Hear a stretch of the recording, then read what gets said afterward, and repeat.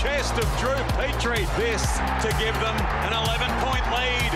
He's got 2, Drew, and North are looking good.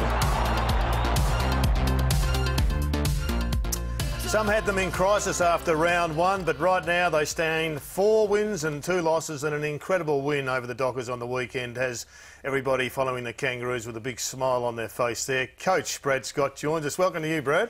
Thanks, Jared. Good to be here. I was worried at the start of the season, too much hype, not enough hop. And after round 1, it looked to me as if there's no hop whatsoever. Fortunately, you've caught up a little bit, and we're probably a little bit concerned about getting too hyped up because you've been a little bit up and a little bit down. You'd be looking for some consistency. Yeah, that's for sure. I mean, one thing about the hype is we, I suppose, embrace that because as a club we like to get our supporters excited. But as a football team and me as coach, we didn't create that hype. You know, so the standards that we're being held to are probably because of expectation, and expectation is a good thing because it means that people rate us. But when you consider what you have done, I mean, let's forget the hype for the moment. You've had an away win in Sydney, an away win in Perth over the Dockers, and you've beaten Port Adelaide in Melbourne, who's on top of the table. They're almost worth 1.5 wins, so that really helps set up a season. Yeah, it does, and you get greedy. I mean, you win those games and you think, gee, you know, if only we could have got over the line against Collingwood and Essendon and sit there 6-0. It'd be nice, wouldn't it? But you know, the reality is we live in a really even competition. I'm really starting to believe the AFL have got it right. Every given Sunday? Oh, it is. Like, I think any team can beat anyone, and conversely, when you're not on, as we weren't against Collingwood, you get beaten, and you get beaten badly. Crowley mugged Boomer Harvey last year in Perth. Boomer was your best player to 3/4 time, may have been your best player for the game at the weekend. Did you have any say in what happened in his mindset in this game?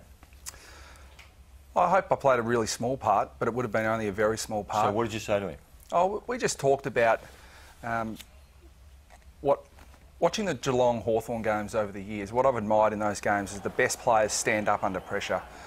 This bloke is as competitive as anyone I've ever seen.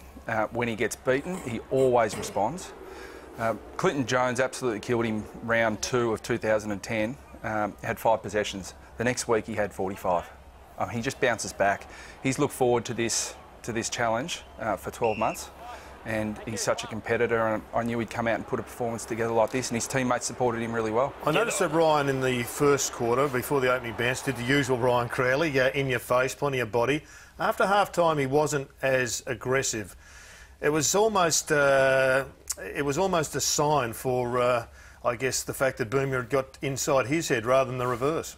Well, he'd had 19 possessions to half-time, and he'd been a really influential player. It's an incredible statistic. I'd double-check it. We had 24 scoring shots on the weekend, and Boomer had 20 score involvements. Wow. So 20 of our 24 shots he was involved in. So it's not just people who accuse him of cheap possessions. They're score involvements. They're the ultimate in possessions when they result in scores. So I think Ryan was probably blowing a little bit fatigued, so it's hard to be aggressive when you can't breathe properly. You prepare and do as much as you can, but once the players get out there, it's really up to them. What are the barometers that you look for early when you know that the team's on? I think tackling pressure is always the one. I mean, it's probably twofold, because if you're tackling too much, perhaps you're second to the ball. So it's the combination of contested ball and aggression in your tackling, and I thought we were on the back foot early. I didn't think we were off. I just thought Fremantle were on. They put us under enormous pressure. You know, and we were 4 goals to, I think they were 4 goals 4 at one stage to 2 points. Yeah, it's 28-2. So I think, you know, that... But we felt in the coach's box that we had it right structurally. We had the matchups we wanted, and we just had to persist. So I was pretty proud of the players to bounce back from that position. Thought another thing that worked really well for the Kangas was the way that you linked and carried with handball. Now, often teams get criticised for over handball, and it can look really bad when it breaks down. But we saw some passages of play against the Dockers where it just worked beautifully, and it was because there was always players running in support and ready to go forward.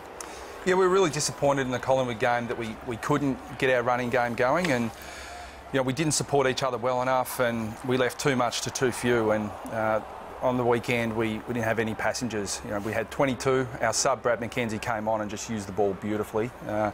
So we had 22 contributors, and when you get that, you're pretty hard to beat. Brad, you talked about defensive pressure. I saw a smother from Nick Dal Santo. Now, I'm not saying it's the only smother I've ever seen from him, but it was unusual, but it was aggressive. Now, I want to take you back to round 1. He plays his first game in blue and white colours.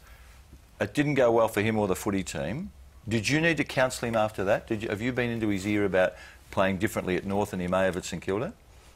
Well, I think he played 260 pretty outstanding games for St Kilda. Let me tell you about Nick Dal Santo. When he first came to the club, we knew what we were getting in terms of quality of ball user and quality of player. He's impressed me more as a person and as a leader. He's not falling into the North Melbourne way of playing. He's driving the direction of the way we play. So I can't speak highly enough of him. Criticism of him I haven't heard. There's the smother. Yep. That was aggressive and effective, wasn't it? Yeah, look, he's driving that sort of stuff. He's demanding that of his teammates. He's in our leadership group. That's not a token appointment to the leadership group. He's been driving what we're about all season and all pre-season. It's a big milestone game over there, game number 250 for Drew Petrie. I don't feel like we've seen the best of him, certainly, this year. Where do you find him at? Is it a combination of poor delivery, perhaps form, maybe work rate not quite there? Well, I think by his own admission, his work rate hasn't been as high as it has been in the past, but I think that's a little bit... He's being unfair on himself there. His work off the ball is unrivalled for someone his size. He's 100 kilos, 197 centimetres, and his work defensively is unbelievable at times. I think he's the best pressure big forward in the competition. So that's his baseline. And when we get that, he's important to us, no matter what he's doing with the ball in hand. But the week before against Collingwood, he took 8 marks, had a couple of shots at goal, but missed them. So if the centre-half forward, if you take 8 marks, kick 2 goals, I think you've been OK. Can I ask you about the relationship you have with players? And I'm not talking about just you and your players, but other coaches. You've been at Collingwood. It seems to me that in, say, 10 years ago, a coach would determine whether you put tape on your ankles. A coach would determine whether you did a drop punt or a torpedo. A coach would determine whether or not you would do a dribble kick. Now, I want you to settle down here a little bit, Jason. You're not in this discussion. But I've seen dribble kicks cost clubs 4 wins this year. Here's one, unfortunately for the Saints. There's been Garlett chopped up 4 points for the Blues. There's been another one like this. And yet I don't hear anybody saying don't do these kicks, given that they're a very low percentage. We know when you use them, and we know when you don't use them, and yet we still see them week in, week out. No, that's a coaching directive from my perspective. Look, I think there are times players are more skilled now than ever, and they can. You're right. There is a time to use the dribble kick when they need to bend it from the boundary line or in a situation like that. But I think it can be a little bit habitual, and you start to do it when you shouldn't. So I think Lindsay Thomas doing it at times. Yeah, at times. But I mean, Lindsay's very, very accurate in front of goal now, whether it's on the run or the set shot. His turnaround's been unbelievable. But you know, I think you've got to give the star players. Chris at Geelong has got to give Steve Johnson a bit of latitude with the way he plays. I certainly give Boomer Harvey latitude with the way he plays. So players have got to make their own decisions, and it's the old coaching cliche. When it works, it's fine. When it doesn't, you shouldn't have done it. But just on the wider point, if I can just explore that for 1 sec, are there absolutes the coach dictates, or are they always now... Is player power so great that it's always left ultimately to the player? For instance, strapping your ankles. No, it's a coach directive. So that's a non-negotiable for us. Talking about star players, you confront 1G Ablett this week. Is he taggable? Do you entertain the idea of just sort of saying, look, you can't stop him, so we won't burn a bloke on him? Or do you have to put someone on him and make it a token attempt?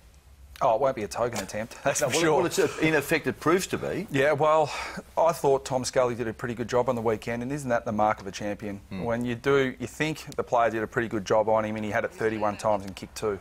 I thought it was a pretty good job. So he'll get a tag this week. Yeah, he'll get a tag. He'll get someone who's got a play on him. I mean, we tried lots of different things with Gary, and he's just such a star player, and we're going to have the headaches. I said last year that we're probably going to have to look at maybe taking care of him in the car park before the game. That's maybe the only way we can stop him. But look, we've now built a midfield, we think, that's got lots of options. We had real trouble with Nat Fyfe on the weekend, but I thought our midfield ended up overwhelming there, so we'll most likely take a team approach. I've got the challenge. Have you seen a better player than Ablett? I saw Michael Voss up close, and he's the best player I've seen. But I think you look at things differently as a coach. But as a coach, he stands head and shoulders the best player in the competition at the moment. Nat Fyfe's the best 22-year-old I can remember since Michael Voss, and I've got an enormous amount of time for Scott Pendlebury. Can I ask you about your captain? Is he going to play this weekend? You've got the option, I guess, of playing him as a substitute, but you all went down to Simmons Stadium to have a look at him, and he was pretty impressive, I believe. Yeah, he was. He got a fair bit of the ball in 3 quarters of footy.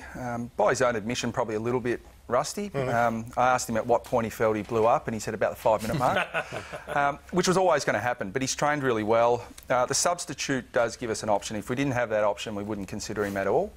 But he's our captain, and we want him back, but we want him back at his best. You got the option of waiting another couple of weeks and the bye. Are you concerned that you might just jump too early? Well, the reality is, I mean, if he gets injured, it'll be our fault. So, you know, we've got to be conservative. So if he plays, you know that he's going to be absolutely 100%. But even if you pick him as a sub, you might get an injury in the first minute. Yeah, and he's required to play the whole game. So he's got to be ready to go when he comes back. Absolutely, absolutely. So you know that if we pick him and he plays this week, that we are super confident that he's ready to go. Thanks for coming in. It's been a pleasure. Thank you. Brad Scott, our special guest here on the couch. Plenty more to come. We'll take a look at the Blues and the Eagles straight after this.